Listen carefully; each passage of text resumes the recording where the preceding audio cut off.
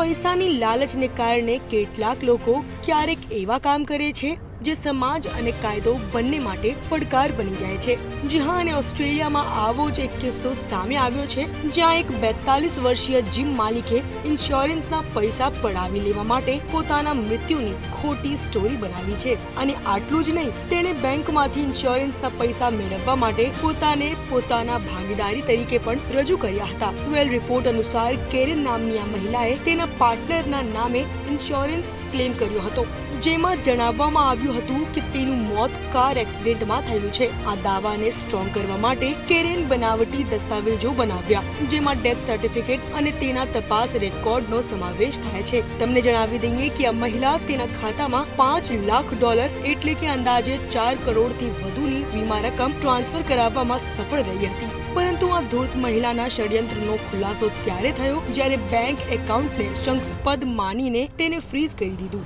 અને આ ભૂલ આ મહિલાને મોંઘી પડી। આ પછી તો પૈસા ઉપાડવાના પ્રયાસમાં તેણે અનેક પ્રકારના આઈડી બતાવ્યા। પછી શું બાકી હતું? આ મહિલાની ધરપકડ કરવામાં આવી હતી। વેલ, શું તમે ક્યારેક આવી ફ્રોડ વિશે સાંભળ્યા છે? કોમેન્ટ કરીને જણાવજો, અને બીજા બધા કોન્ટેન્ટ્સ માટે તમે જોતા રહો મંતવ્ય ન્યૂઝ।